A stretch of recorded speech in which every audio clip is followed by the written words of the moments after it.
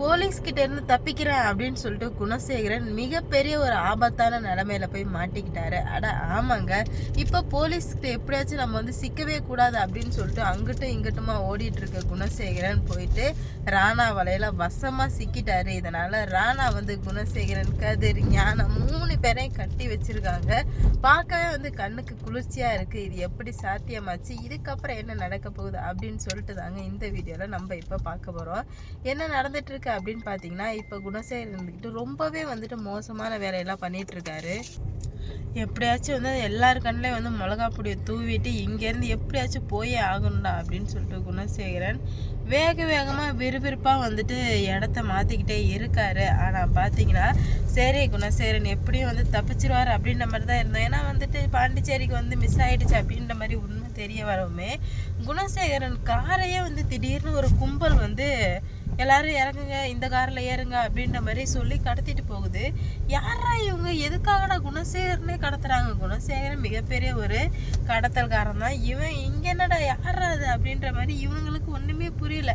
என்ன நடக்குது அப்படின்னு சொல்லிட்டு ஒன்றுமே புரியாமல் தான் இருந்துட்டு இருக்காங்க. அப்போ தான் வந்துட்டு குணசேகரன் வந்து நீங்கள் யாருன்னு கேட்கும்போது எதுவுமே சொல்லவே இல்லை. மூஞ்சில் வந்து மயக்க துணியை வச்சிடுறாங்க. வச்ச வேகத்தை இவங்க எல்லாரும் மயக்கமாயிடுறாங்க. முழிச்சு பார்த்தா எல்லாருமே வந்து கட்டி வச்சிருக்காங்க. இந்த மாதிரி ஒருத்தரை வந்து கட்டி வச்சிருக்காங்க. அண்ணன் தம்பி 3 பேர் மூஞ்ச பார்த்துருக்காங்க. என்னென்ன இங்கே நடக்குது, யாருன்னா நம்மளை கட்டி வச்சது அப்படின்ற மாதிரி சொல்ல அப்போதாங்க நம்ம ராணா என்ட்ரி கொடுக்குறாரு. ராணா என்ட்ரி கொடுத்ததுமே வந்துட்டு குணசேகரனுக்கு யாருன்னு தெரில தான் உண்மையிலுமே. ராணா வந்து என்ட்ரி கொடுக்கவே நீ யார், எதுக்காக எங்களை கடத்திருக்க, உனக்கு என்ன வேணும் அப்படின்ற மாதிரி கேட்க ஒரு பழைய பகை ஒன்று இருக்குது, அதை தீக்கிறதுக்காக தான் நான் வந்திருக்கேன் அப்படின்ற மாதிரி சொன்னதுமே குணசேகரன் திருன்னு முழிக்கிறான். ஏன்னா வந்து 1-2 தப்பு பண்ணியிருந்தா பரவாயில்லைங்க, பல தப்பு பண்ணியிருந்தா எந்த பழைய பகைன்னு சொல்லிட்டு யாருக்கு தெரியும்.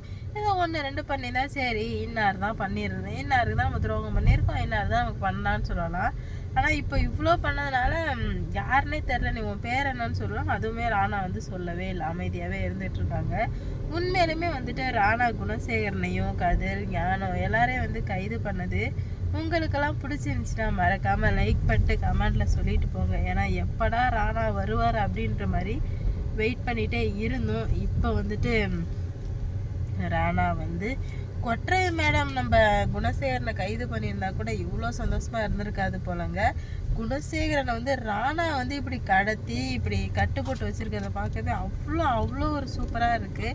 ஏன்னா குணசேகரனுக்கு சட்டம் வந்து எப்படியுமே வந்து சரிப்பட்டு வராதுன்னு நல்லாவே தெரிஞ்சிருச்சு. பல குற்றங்கள் பண்ணிட்டு வந்தோம், ஜெயிலில் இருந்து வந்துட்டும் சட்டம் வந்துட்டு குணசேகரனுக்கு ஒரு நல்ல தண்டனையோ இல்லை ஒரு நல்ல விதமாக எதுவுமே வந்து பண்ணவே இல்லை. அதனால தான் வந்துட்டு குணசேகரன் வந்து ரொம்பவே வந்துட்டு திமிரில் ஆணவத்தில் நம்மளால யாராலையுமே நம்மளை ஒன்றும் பண்ண முடியாது அப்படின்ற மாதிரி திமிரில் தான் ஆடிட்டு இருந்தாரு. ஆனால் பார்த்தீங்கன்னா இப்போ இவ்வளோ சூப்பராக வந்துட்டு ராணா வந்து கைது பண்ணுவார் சொல்லிட்டு கொஞ்சம் கூட வந்து எதிர்பார்க்கவே இல்லைங்க. ஏன்னா வந்துட்டு குணசேகரனை பற்றி முழுசாக தெரிஞ்சது முழுக்க வந்துட்டு ராணா மட்டும்தான். ஏன்னா சின்ன வயசுலேருந்து ராணா வந்து குணசேகரனை வாட்ச் பண்ணிகிட்டே இருந்திருக்காருங்க.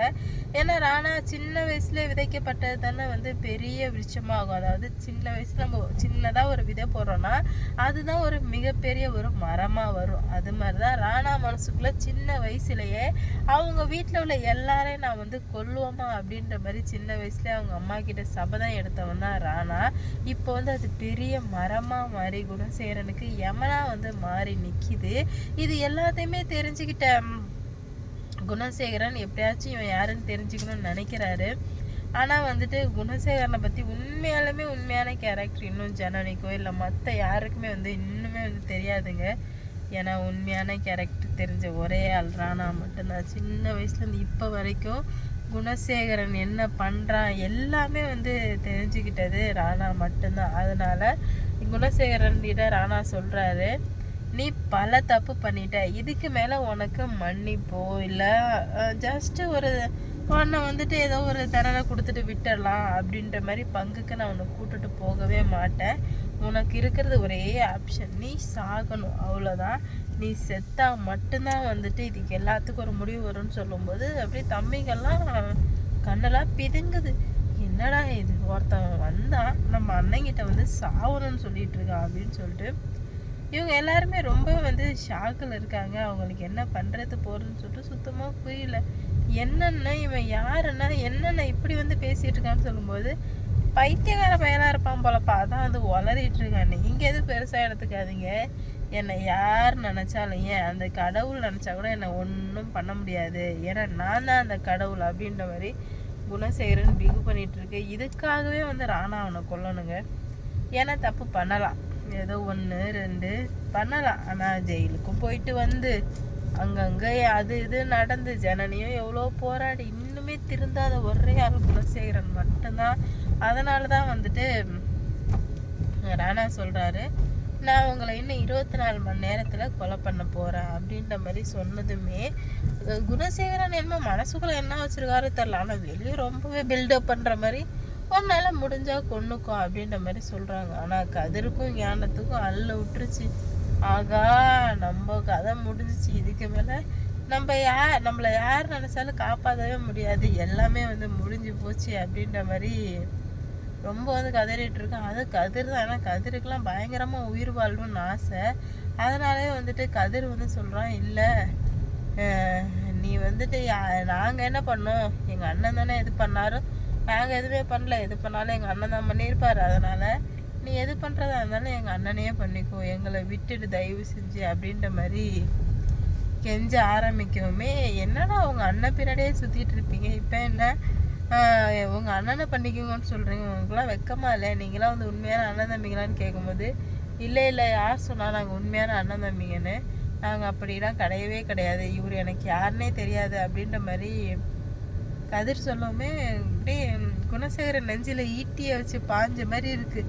ஏன்னா கதிரை மட்டும்தான் வந்துட்டு குணசேகரன் தனது லெஃப்டா ரைட்டா நினச்சிட்டு இருந்தாரு. இப்போ வந்து இப்படி சொன்னதுனால குணசேகரன் ரொம்ப வந்து வருத்தப்படுறாரு. கண்ணில் தண்ணிலாம் வருது. ஏன்னா ஆனால் அது உண்மையான தண்ணி தாங்க. எப்போதுமே குணசேகரன் நடிப்பார், போவார், எல்லாம் பண்ணுவார். ஆனால் இப்போ அழுவுனது வந்துட்டு உண்மையான தண்ணி மட்டும்தான். அந்த அளவுக்கு தான் வந்து குணசேகரன் ரொம்ப வந்து மனசு உடஞ்சிட்டாரு.